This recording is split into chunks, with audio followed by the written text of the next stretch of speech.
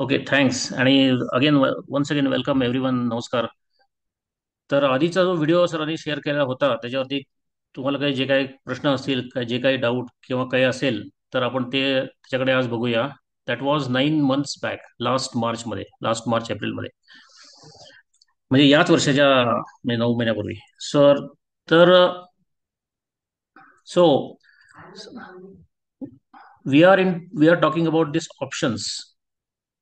Futures and options are the derivatives of underlying. So what is underlying? Underlying are the stock prices, individual stock prices. मग stock प्राइसेसच्या मध्ये जशी movement होते त्यानुसार ऑप्शनचे prices, म्हणजे ऑप्शनचे premiums वरती खाली होत असतात. तर दोन प्रकार असतात, कॉल आणि पुट. सो तर माझी स्क्रीन तुम्ही बघतच आहात. तर गुगलमध्ये जायचं आणि just NSE most active contracts असं जर टाईप केलं तुम्ही, तर तुम्हाला हे रिझल्ट मिळतील. त्यामध्ये मोस्ट ऍक्टिव्ह कॉन्ट्रॅक्ट्समध्ये हे हे currency, interest rate, commodity, leave it. Under equity you have this is drop down box. त्याच्यामध्ये ऍक्टिव्ह कॉन्ट्रॅक्ट्स, फ्युचर कॉन्ट्रॅक्ट्स, नंतर index calls, most active stock calls, most active stock puts वगैरे वगैरे हे सगळं आहे. तर त्याच्यामध्ये NSE, आपण जर मोस्ट ऍक्टिव्ह स्टॉक पुट्स बघितलं,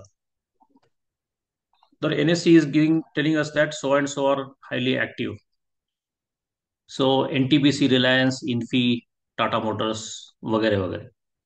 मग त्याच सर्चमध्ये अजून एक आहे, ट्रेंडलाईन.com नावाचं. So most active calls, contracts, call options. So त्याचं मी जर बघितलं,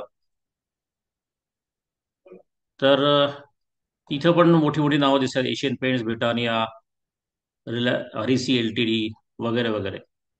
मग या सगळ्या ज्या कंपन्या आहेत, या सगळ्या म्हणजे वेल रेप्युटेड, वेल हिस्ट्री असलेल्या, वेल रेकॉर्ड्स असलेल्या, असं क्वेश्चनेबल वगैरे अशा नाही आहेत. अशा these are definitely not SME, these are definitely not yesterday grown. और हे सगळ्यांना हिस्ट्री आहे, 10-12-20 वर्षाचा त्यांच्याकडे रेकॉर्ड्स आहेत. So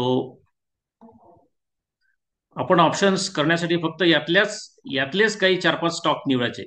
for example Reliance, for example Maruti, Tata motors म्हणजे purely from trading angle.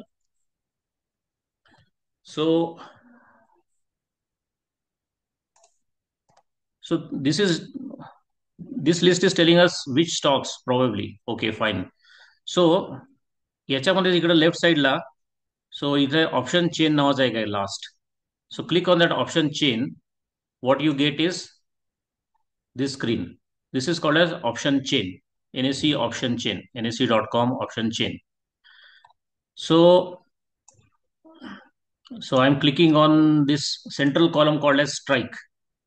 So, okay, heading the top line, either you can go through these indexes or you can go through individual stocks. So select symbol मध्ये.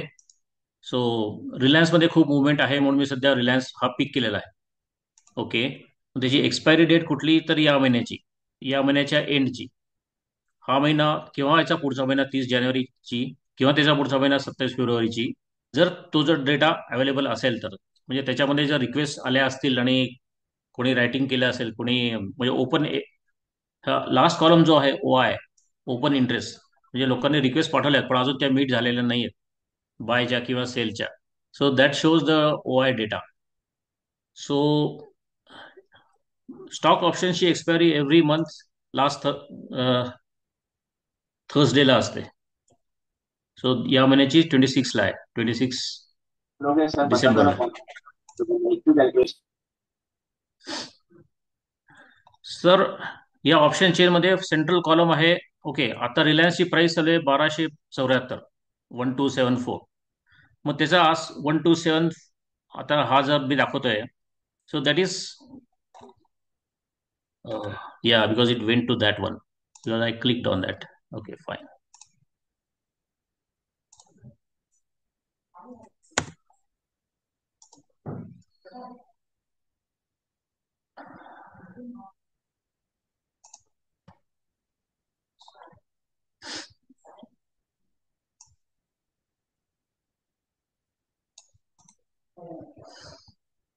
So as I said earlier, on this left hand side there are calls, and on the right hand side there are puts.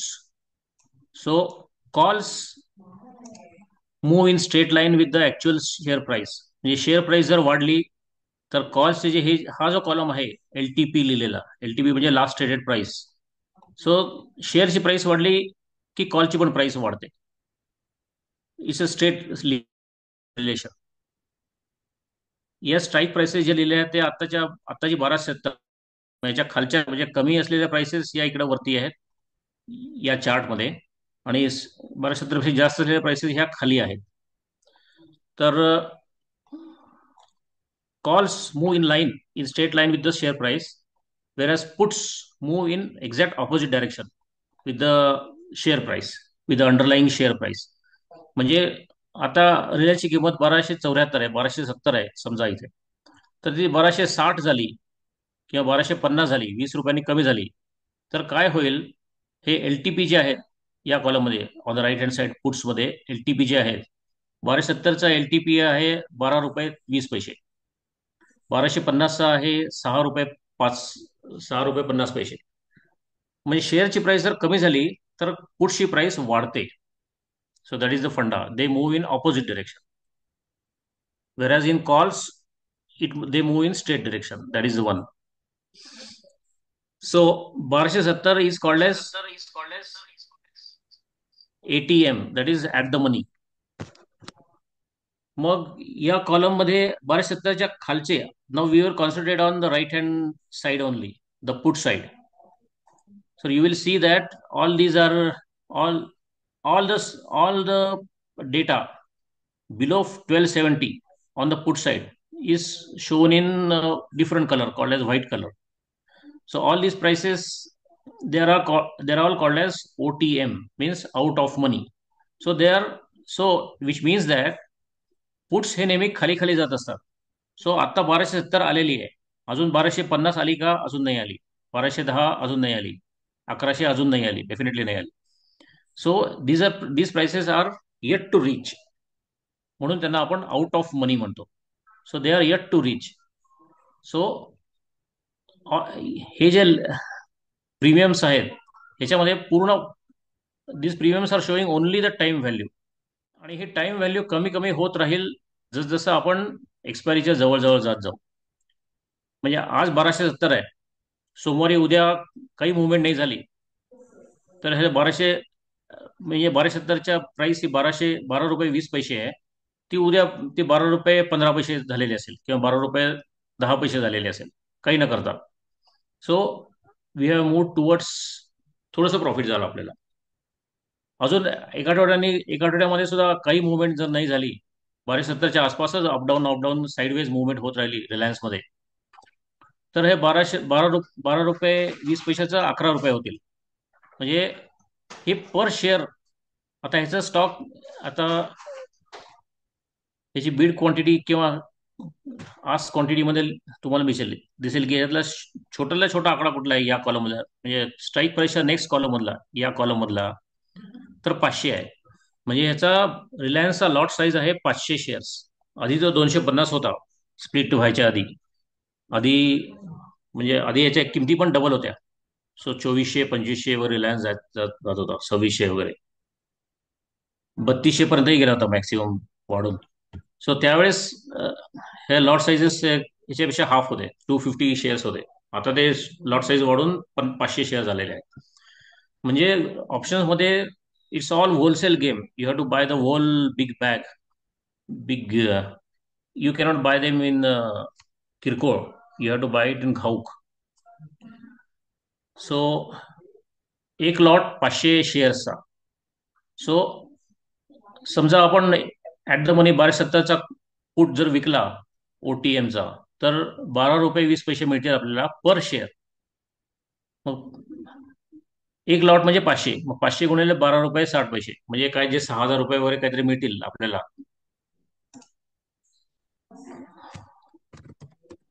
तो तर आपण option विकतो याचा अर्थ काय आहे? आपण म्हणजे ऑप्शन आहे आलेत कशासाठी? आपण डायरेक्टली मार्केटमध्ये जाऊ नये, डायरेक्ट इक्विटी घेऊ आणि विकू शकतो. तर ऑप्शन्स आहेत यासाठी की we nobody knows about future, so we keep guessing what can happen, what might happen, if this happens what, if that happens what. मग लोकांमध्ये असं डिस्कशन होतं. मग म्हणजे जे होलसेलर्स असतात, they bet, because the wholesale buyers always want to buy at low price, the wholesale sellers always want to sell at as high price as possible. So दोघांचे conflicting view points असतात. त्यानुसार मग दोघांमध्ये discussion होतं आणि दोघांमध्ये एक पैज लागते की असं असं झालं तर मी असं करेन. मग तो म्हणेल असं असं होतं होणारच नाही. मग ठीक आहे, काय पाहिजे, कशावरती, आपण कशावर काय, ऑन व्हॉट बेसिस. मग आपण दोघं मिळून एक कॉन्ट्रॅक्ट लिहूया की असं झालं तर आपण एका कागदावरती लिहूया. मग तो कागद आपण सबमिट करूया एक्सचेंजला. मग ते एक्सचेंज ग्राह्य धरेल आणि लिगल करेल त्याला. आणि ते एक्सचेंज काहीतरी फी आहे त्यांची आकारेल. आणि you have to pay me something to get into the contract. तर त्याचंच हे कम्प्लीट आजचं स्वरूप असं आहे की these are called options, buy and sell, and these are the derivative. So 1270 ही आत्ताची प्राइस आहे. मला असं वाटतंय की या 26 डिसेंबर पर्यंत रिलायन्स काही 1200च्या खाली जाणार नाही, असा माझा कयास आहे. असं मी म्हणलो की जाणार नाही. आणि जर गेला तर काय, जर गेला तर मी हा पूर्ण एक लॉटभर तुझ्याकडून खरेदी करायला तयार आहे, असं असं मी ॲज अ सेलर म्हणतोय. मग बायर, मी सेलर म्हणतोय because I am bullish on Reliance. मला वाटतं की रिलायन्स आता वाढेल. But that buyer is in exact opposite view point. He saying he is bearish. त्याला फारच तो उदासीन आहे. त्याला वाटतं मार्केट खूप प्रॉब्लेम्स आहेत आणि पडणार आहे आणि रिलायन्स खाली जाईल. मग तो म्हणतो की नाही नाही, 1200च्या खाली जाईल अशी माझी इच्छा, अशी माझी समजूत आहे. आणि त्याच्याकडे 1200 शेअर्स आहेत. त्याला त्याला ते विकायचे आहेत. मग आम्ही दोघं एका कॉन्ट्रॅक्टमध्ये आलो, एका ह्याच्यात आलो की मी हा 1200चा पुट विकला त्याला. मग त्यांनी मला $2.05 प्रति शेअर, पर शेअर मला दिले.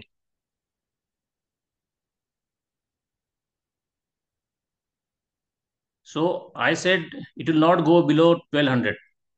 If it goes below 1200, I am ready to buy that full lot from you.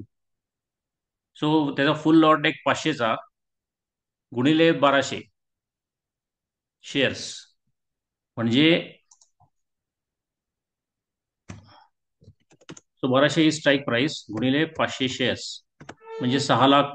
6 lakh रुपये माझ्याकडे तयार आहेत असं मी त्याला म्हणलं. आणि मी तुझ्याकडून लॉट घेईन. ठीक आहे, अशी आमची पैज लागलेली आहे. म्हणून त्याने मला, आणि मी त्याच्याकडून घेईन असं मी त्याला प्रॉमिस केलेलं आहे. So selling A put or selling a call is nothing but giving promises. It's a short sell. So I have just sold him a promise. I have just given him a promise that I will not run away. I have money. I will buy that full lot from you. मग ह्याच्यासाठी म्हणून, यासाठी म्हणून त्यांनी मला $2 दिले as per market rate. So these prices are decided by the demand and supply of the buyers and versus the sellers. तर हा ऑप्शन, ही 1200चा स्ट्राईक प्राइस विकण्यासाठी मला रफली 25%, म्हणजे 1/4, आता 6 लाख हा कम्प्लीट कॅपिटल, कम्प्लीट लॉटची रिक्वायरमेंट झाली. ही 6 लाख म्हणजे 1200 शेअर, 1200 रुपयांनी 500 शेअर घ्यायचे म्हणल्यास मला 6 लाख रेडी पाहिजेत. पण हा ऑप्शन विकण्यासाठी आजच्यासाठी, because it is out of money, I only need a quarter, like 25%, म्हणजे फक्त 1.25 लाख. सो एक 1.5 लाख रुपये, 1.5 लाख रुपये माझ्याकडे फक्त रेडी पाहिजेत. म्हणजे 1.5 लाख रुपये माझ्या फ्री कॅशमधून कमी होतील हा ऑप्शन एक्झिक्यूट होण्यासाठी. आणि समजा जर मी जिंकलो या पैजेमध्ये, आता दोघांनीही पैज लावलेली आहे, आता दोघंही मार्केट बघतायत, आणि समजा काहीच नाही झालं या मंथ 26 तारखेपर्यंत, याच्याच आसपास हा फिरत राहिला, 1270, 60, 50 गेला, 40 गेला, नंतर परत बूम आला काहीतरी, परत वाढला वाढला, 1290 गेला, 1300 झाला, 1320 झाला, परत कमी होऊन 1290 झाला, 1280, समजा 1280ला बंद झालं या महिन्याच्या अखेरीस. मग या ₹2 कमी होऊन मग 190, 195, 190, 180, 170, 160, 140, 130, 90 पैसे, 50 पैसे, 25 पैसे, 20 पैसे, 15 पैसे, असं करत शेवटच्या दिवशी हे जे 0.05 म्हणजे 5 पैसे एवढीच किंमत राहिलेली असते. तर याचा अर्थ काय आहे, तर that option has expired out of money. So I as a seller, I won the bet. So whatever ₹2 per share I received remains entirely mine. I don't have to buy back the shares. I don't have to buy back the put. I just sold first. I sold the put. So to square it off, logically I will have to buy it back. So I decided not to buy it back. I just let it expire. So it got squared off at 0.05, आणि पर share मला ₹2 profit मिळालं. जे मिळालं premium ते ते माझंच झालं. I don't have to give it back to him. So means I won the bet. So आता हे हे फुल कॅपिटल आहे, 6 लाख. त्याचं 1% 6,000. पण आपल्याला कॉन्ट्रॅक्टमध्ये शिरण्यासाठी फक्त क्वार्टर्स लागतं. सो 150 म्हणजे ₹1,500 हा 1% झाला. मला मिळाले इथं याच्यामध्ये किती, एक रफली 1,000 मिळाले. सो रफली 1% something I have earned.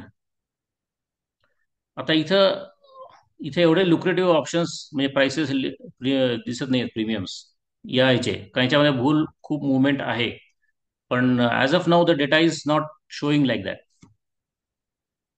So that's how I earn 1%.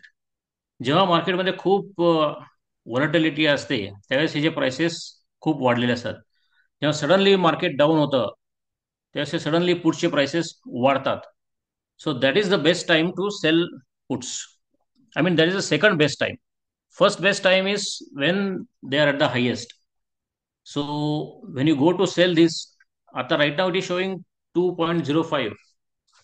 But I will want to sell it even higher. I will sell it at 2.55 or 3.05. म्हणजे म्हणजे इथून रिलायन्स अजून खाली पडू दे. खाली पडला की याच्या किमती वाढतात. मग मी वाढू दे मग 3ला आला की मग ती ऑर्डर एक्झिक्यूट होईल. मी सेलर आहे आणि तिकडे कोणीतरी बायर आहे. I don't know him, he doesn't know me. So exchange has made that match. Order execute होईल, मला ₹3 भेटतील पर ह्याला, आणि then I will be entered into that contract. Then I will be just watching what happens. Reliance आता पडलाय खाली, पण नंतर परत काहीतरी हे आलं आणि दिवस म्हणजे चांगली मुवमेंट आली, रॅली झाली, परत रिलायन्स खूप जोरात वाढला. रिलायन्स वाढला की या पुढच्या प्राइसेस कमी कमी होतात. So put prices always go in opposite direction to the share price, actual underlying share price. So what we did was we sell, and then we hope that it gets auto expired, or I don't have to buy it back. Or if I decide to close the trade on my own, I can do it. I'm free to do it anytime. So there is no compulsion that I should remain stuck in that trade till the month end and keep my capital blocked. अशी काही requirement नाही, असे काही नियम नाही आहे. मी आज सकाळी या ट्रेडमध्ये शिरू शकतो आणि 2 तासांनी बाहेर येऊ शकतो. As a in a typical buyer mentality. Yes, we have to keep watch on news and search for most active things where the movement has happen, where big movement has happen. We have to go to this option chain.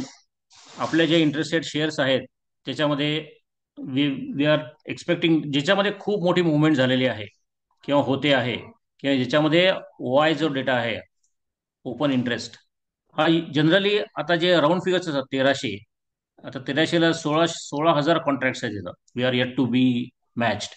You can see 1250ला अजून 6,000 आहेत. 1200ला 9,000 आहेत.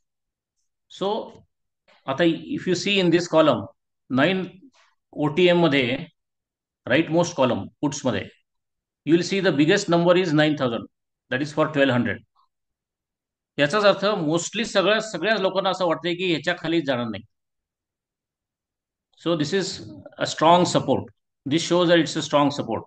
So entered into people have a thinking that this will act as a strong support. It will not crack. It may not crack. Of course, there is no guarantee. Nobody knows perfectly 100% everything. It's just a guessing game. These are all the tools for you to take a decision. So that's why I chose 1,200 rupees. मग ह्याच्यामध्ये असं frequently check करत राहायचं की कशामध्ये movement झालेली आहे, कशामध्ये OI वाढलेला आहे. So that will tell you where there is good potential to make money. मग आता मोस्टली सगळ्या लोकांना वाटते की 1200च्या खाली नाही जाणार, मग आपण त्याचा पुट विकायचा. की मग पुट विकायचा आणि आपल्या लिमिट प्राइसला विकायचा, त्याच्यापेक्षा थोडीशी जास्त, मार्केट जे दाखल त्याच्यापेक्षा थोडीशी जास्त प्राइसला, कारण आपण विकतो आहोत. मग समजा 3 रुपयाला असं विकला मी, एक्झिक्यूट झाला, आणि मग ह्याच्यातली व्हॉलेटिलिटी कमी झाली की याचे पुढचे प्राइसेसही कमी होतात. Then we will start seeing some profit. End of the day सुद्धा आपण विकू शकतो, विकून बाहेर येऊ शकतो याच्यावर. So we have to keep a watch on the news and keep tracking the OI. That is what I can say. This way you can, I mean, I said 6 lakh is required. That is if you are willing to wait for the year end, for the month end. शेवटपर्यंत वाट बघून जर तुम्हाला delivery घ्यायची असेल तर तुम्हाला 6 लाख लागतील.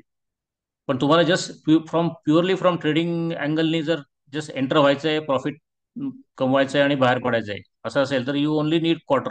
सो 1.5 लाखच फक्त लागतील. मग 1.5 लाखावरती तुम्हाला जर लाखभर म्हणजे हजारभर, 1.5 लाखाचा 1% म्हणजे 1,500 रुपये. मग तुम्हाला 1,500-2,000 रुपये तुम्हाला मिळत असतील 2-4 दिवसामध्ये. So that is like 1%.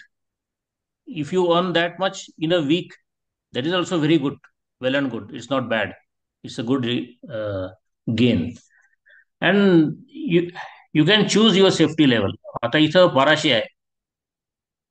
Of course as you move away from the strike price, तुमची सेफ्टी तुम्ही खूप वाढवता, पण तुमचं प्रीमियम मिळकत म्हणजे कमाई जी आहे ती कमी कमी होत राहते. सो रिस्क कमी तर रिवॉर्डही कमी.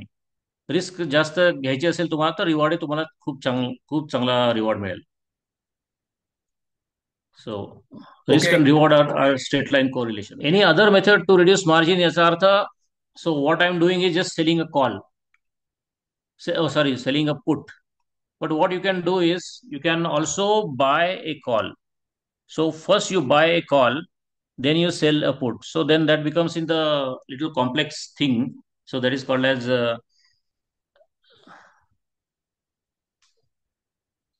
so you can Madam, buy a call and then sell a put.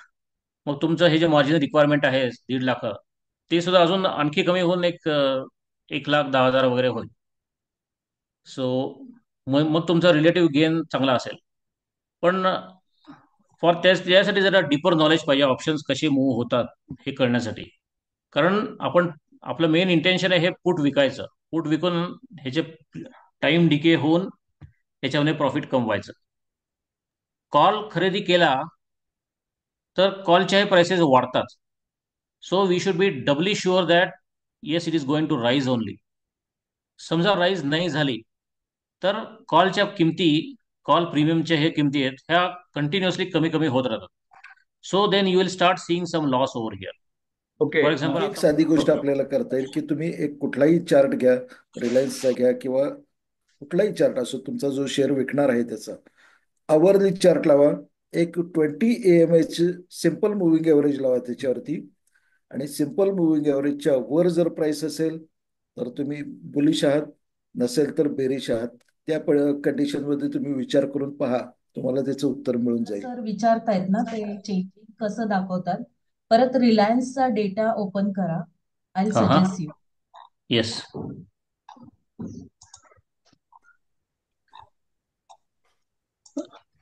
Reliance. Yes. मी आता 1200चा पुटवर हे करा, यस. क्लिक करा. तो यस. आपण मगाशी विचार करत होतो.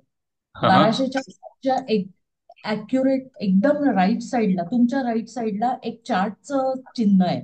Yes. Yes. Just so open click. That. तो यस. प्रत्येक मिनिटाला कसा बदलला, वाढला, कमी झाला, हे सगळं इथे तुम्हाला नंबर्सने दिसू शकतं. So after market also you can explain this. Yes.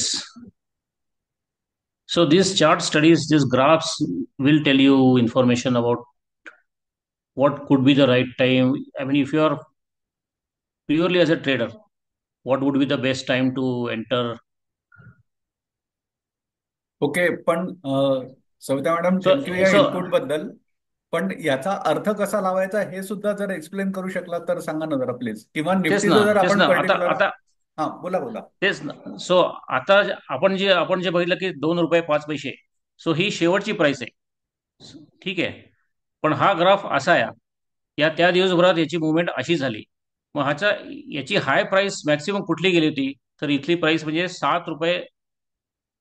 ज्यावेळेस रिलायन्स त्यावेळेस पडला होता, त्यावेळेस या पुढची प्राइस ही डार्क ब्ल्यू जी लाईन आहे, ती ₹7.10 वाढलेली होती. सो त्यावेळेस जर कोणी पुट विकला असेल, तर त्यांनी दिवसभरात सॉलिड कमाई केली असेल. शेवटच्या एका दिवसात संपूर्ण ₹2 बाय बॅक केलेला असेल तर. So we have to watch what's happening on this.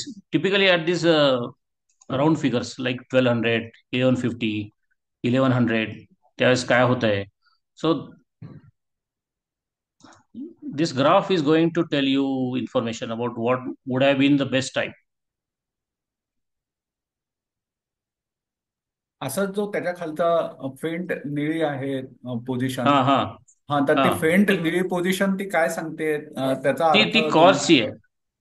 ती हे जे इकडे या साईडचे जे कॉल्स आहेत ना, आता ओके. याच लेवलचे 1200. आता याची प्राइस इकडं हे इन द मनी कॉल्स आहेत. सो त्याची प्राइस आता 82 दाखवते. So 1200. Yeah, right. So these are the in the money calls, faint blue, the sky blue line, and the dark blue line, upper line is out of money puts. So out of money puts मध्ये फक्त time value असते, पण या in the money calls मध्ये intrinsic value पण असते calls. म्हणजे कारण इन द मनी जे आहेत prices, in the money calls as well as in the money puts, हे कधी झिरोला जात नाहीत, कारण त्याच्यामध्ये इंट्रिन्सिक व्हॅल्यू असते स्टॉकची. याचा अर्थ काय, तर चिप्सच्या पॅकेटमध्ये थोडे चिप्स असतात आणि बाकी सगळे हवा असते. तर आउट ऑफ मनी याचा अर्थ पूर्ण हवाच आहे त्यामध्ये. ती हवा मग हळूहळू निघून जाते आणि त्याच्यात काही उरत नाही. So that is called as out of money, म्हणजे पूर्ण गेन आपलाच असतो. पण इन द मनी म्हणजे कसं, थोडे चिप्स पण असतात त्यामध्ये आणि पूर्ण सगळी हवा नसते. सो त्यामुळे in the money prices, they never go to zero. They they retain their value. So one can make money out of in trading in the money as well. For example या दिवशी असं असं झालं. आता somebody would have sold an out of money put, or at that moment somebody would have bought an in the money call of Reliance at around 12:42 or 10:42 a.m. in the morning, which was trading at 51 rupees. And he could, आणि बाईंगला कसं आहे, when you buy an option you don't need a huge capital. You only need you only need to pay 51 into whatever that price, त्याच्या कॅल्क्युलेशननुसार जो काही amount येईल तेवढीच फक्त त्यांना द्यायला लागते. So buying options is relatively easier, is easy. You don't need too much money for that. You need less margin for that. So ₹51 हे रिलायन्स हे घेतलं असतं आणि then it would have grown all the way to ₹82. सो ₹30 ह्याच्यामध्येही फायदा झाला असता. म्हणजे कॉल बाय करून आणि मग कॉल सेल करून फायदा झाला असता. Okay. So there are hello. different lines of thought. Some people prefer to do inputs. Some people prefer to do, I mean, put selling. Some people prefer to do call buying. Some people prefer to do both. So a best trader is one who knows everything, who has a deeper study of all these things, and who puts his foot in all in as many poodles as possible to gain as much malai as possible. Okay, So Dilip there sir are तुम्ही ways. प्रश्न विचारा. तुम्ही unmute करून प्रश्न विचारू शकता. Hello. Okay sir. हा, बोला दिलीप बोला. सर आवाज येतोय, बोला.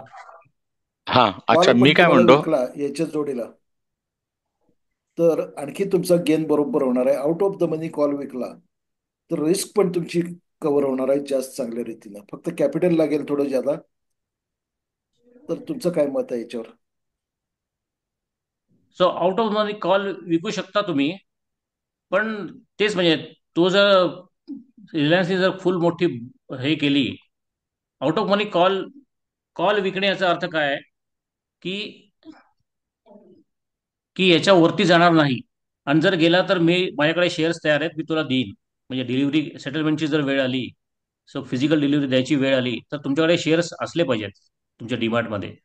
जर नसतील तर ते तुम्हाला चढ्या भावाने खरेदी करून मग त्याला द्यावे लागतील, म्हणजे खूप लॉस होईल. कारण तुमच्या जेव्हा विरुद्ध जाते त्यावेळेस you will C loss loss on this, because first you have sold. So if you have, for example, this 1350 call, you sold at 3 rupees 25 paisa. But if the stock price, I mean, you are thinking that Reliance will not grow beyond this. But what if it starts, what if it continues growing beyond this? I mean, as it moves in this direction, upward direction, you will start seeing loss on it, on this trade. And then you will have नाही त्याच्यात to, ha, नाही bola. त्याच्यासाठी तुम्हाला तुमचा जो पुटचा premium आहे त्याचा stop loss तुम्हाला वर लावता येतो. म्हणजे आता 2 रुपयाला तुम्ही 1200 रुपयाचा पुट विकलेला आहे तर होय 3 रुपये 25 पैसे प्लस 2 रुपये म्हणजे 5 रुपये 25 पैसे. होय असं असं स्टॉप लॉस तुम्हाला ठेवावं लागेल, आणि मग that way you will have to exit. Okay, आपण पण काही प्रश्न घेऊया. एक मिनिट.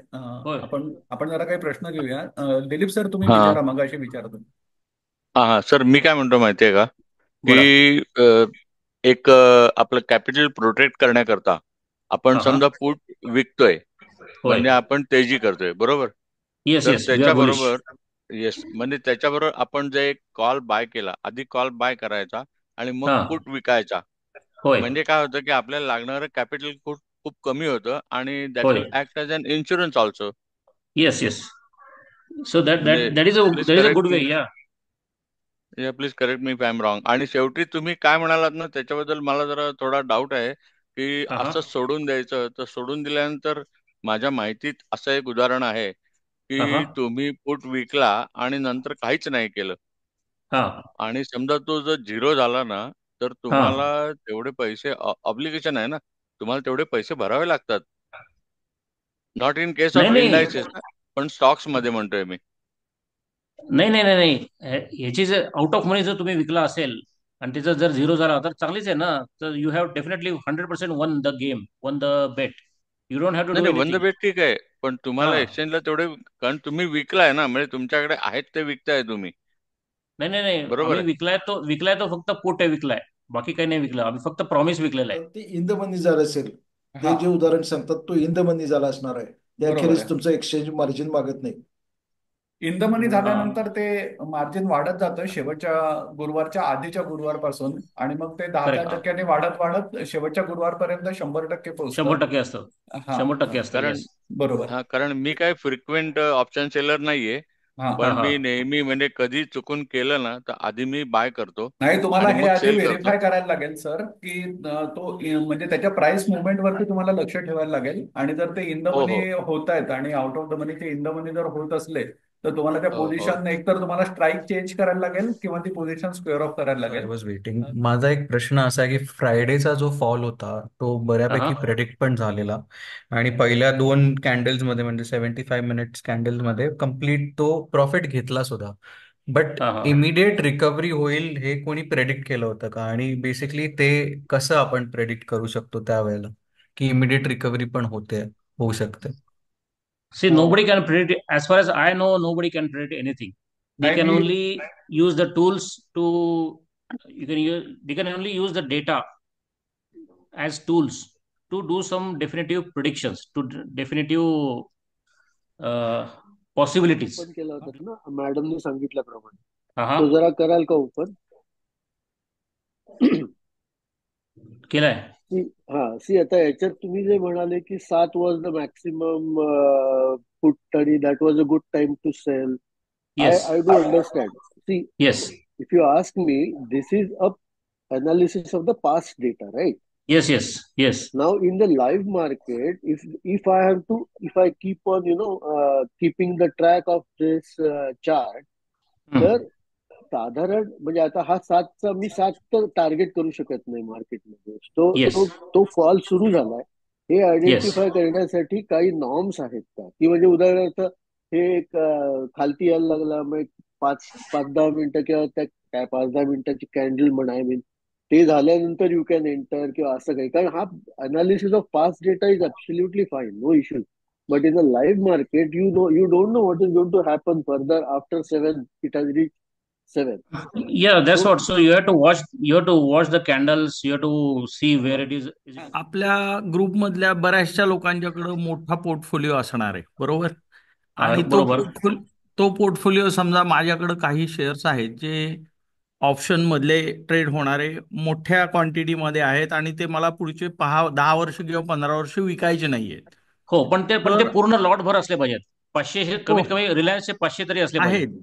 आहेत हा. असे लॉटमध्येच आहेत. तर अशा पोर्टफोलिओचा उपयोग हा हा. ऑप्शन सेलिंग करून मंथली इन्कम करता कसा करायचा हा ह्याच्यावर तेच जरा सांगू शकाल तेच का? मग त्याच्यावरती मग म्हणजे तुमचे कॅपिटल ॲप्रिसिएशन तर होत राहीलच. तुमच्याकडे हम्म. शेअर आहेत म्हटल्यावर हो आणि मग तुम्हाला त्याचे डिव्हिडंड पण मिळत राहीलच त्याचे जे काय असेल त्यानुसार. आणि प्लस हम्म. अजून तिसरी वर कमाई म्हणून तुम्ही याचे कॉल ऑप्शन्स विकू शकता. आता तुमच्याकडे ऑलरेडी शेअर आहेत. हम्म. रिलायन्स आता सध्या 1270 चालू आहे हम्म. आणि समजा 1350.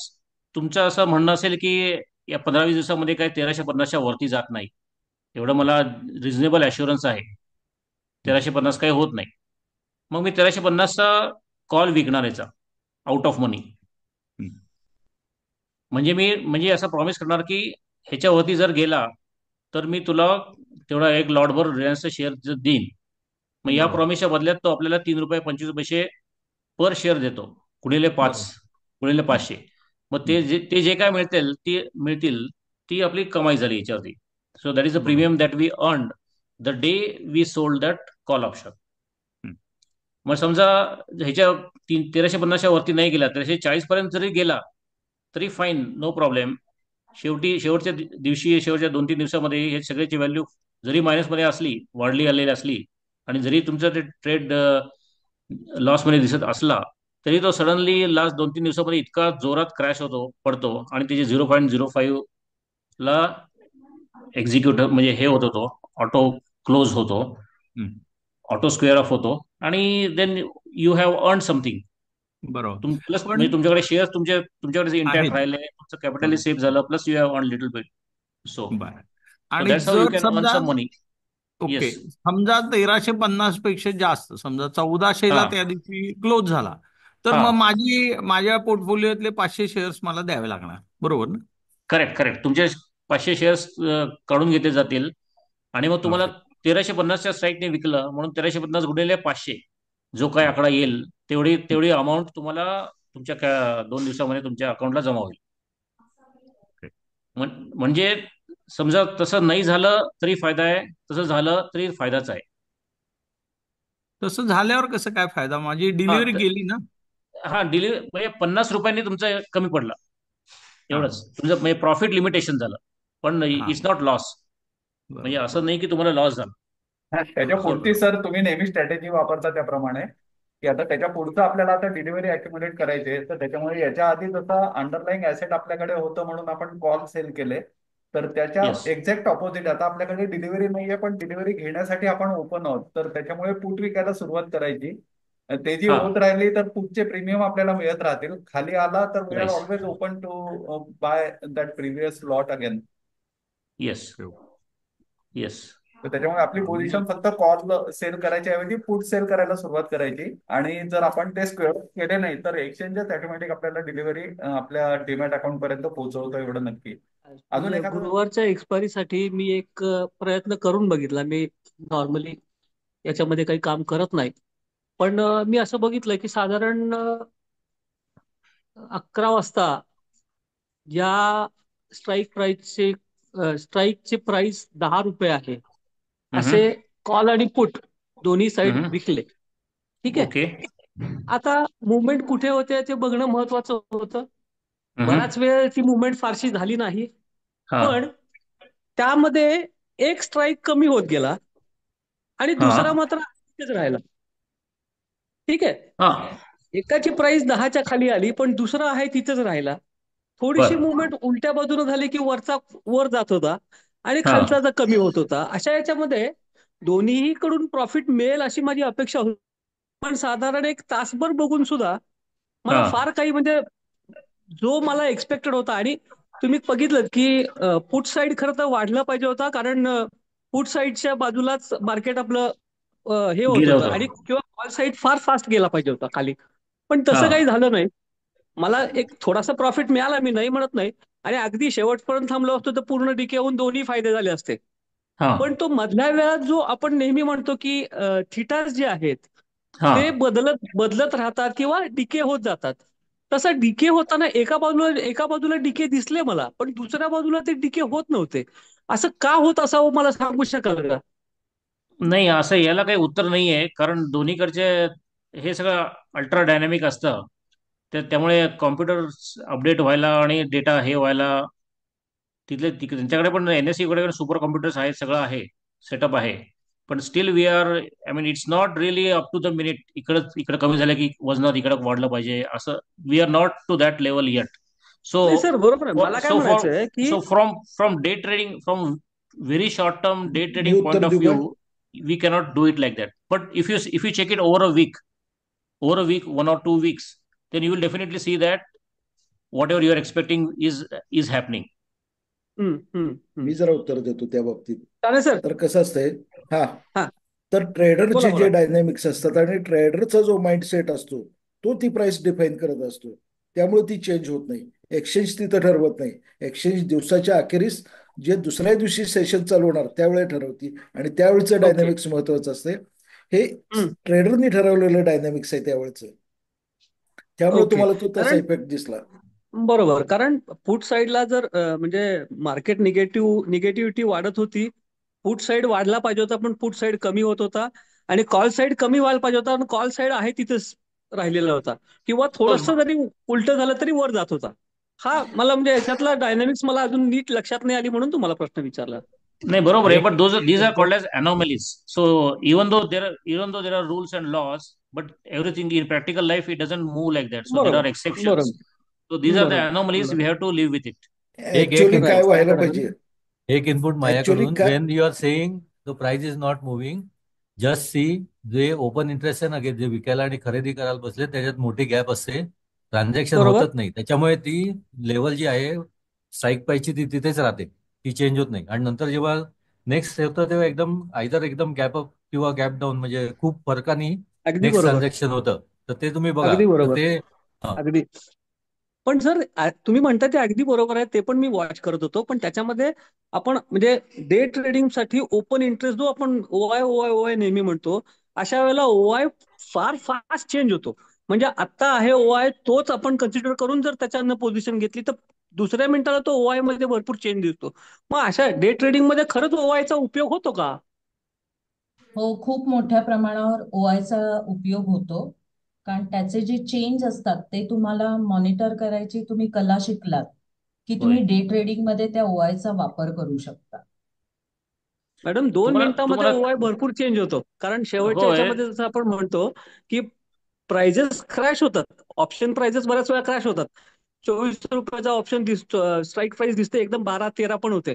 त्यावेळेला ओआय एका एका त्या सडन मिनिटामध्ये चेंज झालेला असतो. मग आधीचा ओआय आणि नंतरच्या ओआय मधला तफावत होतेच. हे तुम्ही म्हणता ते बरोबर आहे, ओव्हर द पिरियड ह्याच्यातला फरक कळेल, पण एक लेमन म्हणून त्याला किती त्याचा उपयोग होऊ शकतो? तुम्हाला सगळ्या एन नंबर ऑफ डेज पर्यंत बघता येतं. तर तुम्ही ऑप्स्ट्रा लॉग इन करा. तिथे तुम्हाला 2 कॉम्बिनेशन सिलेक्ट करता येतात आणि तिकडे बॅक टेस्ट सुद्धा तुमच्या ज्या स्ट्रॅटेजीज असतील त्या करता येतात. तुम्हाला सर दाखवता येतात आता समोर ऑप्स्ट्राला लॉग इन कसं करायचं ते. तर त्या ऑप्स्ट्रामध्ये तुम्ही लॉग इन करून बघा आणि एक आपला फक्त ईमेल वापरायचा असतो त्याच्यासाठी आणि तुम्ही बॅक टेस्ट करू शकता. त्याच्यावरती कधी कधी रिझनिंग पण आपल्याला मिळतं किंवा सेन्सिबल पण अशी साईट आहे, तर ती पण तुम्ही वापरू शकता. हे व्हर्च्युअल ट्रेड असतात, आपले प्रत्यक्ष पैसे कुठेच जात नाही. पण मोस्ट ऑफ द टाइम्स असे जर आपण काही स्ट्रॅटेजी केल्या तर त्याच्यामध्ये ट्रेंडिंग मूव्ह मध्ये फटका बसतो, एवढं फक्त लक्षात ठेवा.